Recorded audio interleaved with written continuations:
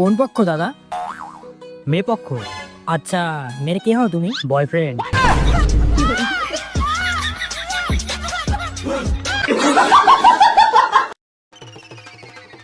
চল ভাই, আমি রেডি। কিন্তু যাচ্ছিসটা কোথায় ভাই? আরে ওর বাড়িতে ধুমধাম করে বরযাত্রী নিয়ে ঢুকতে হবে তো নাকি? আরে বাড়া, এইটুকু তো বোঝ, ও শুধু তোর স্টোরিতে লাইক দিয়েছে।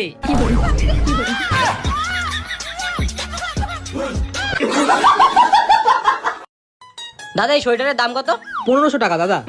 1500 টাকা অনেক বেশি হচ্ছে দাদা, 1000 টাকা দিয়ে দাও না। না না দাদা, এই সোয়েটারটা 1000 টাকা দিতে পারবো না। আরে দাদা, হয়তো তুমি আমাদেরকে চিনতে পারছো না, আমরা অয়নদার খুব ভালো বন্ধু।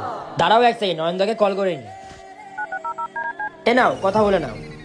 হ্যালো দাদা, এরা 1500 টাকা সোয়েটারটা 1000 টাকা বলছে, দিয়ে দেবো নাকি? আগে তুই বল, এই বাঞ্চতগুলোকে তুই দোকানে কেন ঢুকতে দিয়েছিস? শুয়োরের বাচ্চাগুলো প্রত্যেক 4 দিনের মাথায় এখানে বাল ছিটতে চলে আসে, ভালো ভালো জিনিসগুলো নিয়ে খুচরো পয়সা দিয়ে চলে যায়। পয়সাটাও তো এদের দাওয়ার মুরুদ নিয়ে বাকি নিয়ে চলে যাবে। শুয়োরের বাচ্চা, বাঞ্চত, গোলাপান, ভাগা গায়ে লাগতে মেরে।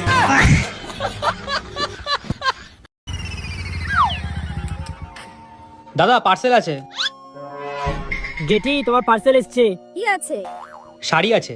কত টাকা দাম? 5000 টাকা। 500 টাকা দেবো। 500 টাকা শাড়িটা দেবে কি? দিলে দাও, তাহলে আসতে পারো। 500 টাকা দেবে কি? 500 টাকা দেবে কি? লাস্টবার বলছি, 500 টাকা দেবে? এ ভাই, ভাই আমাকে একটু বাড়ি অব্দি ছেড়ে দে না। হ্যাঁ ভাই চল, এটা আমার বলতে লাগে। ঠিক আছে ভাই, আসলাম। হ্যাঁ ভাই আয়।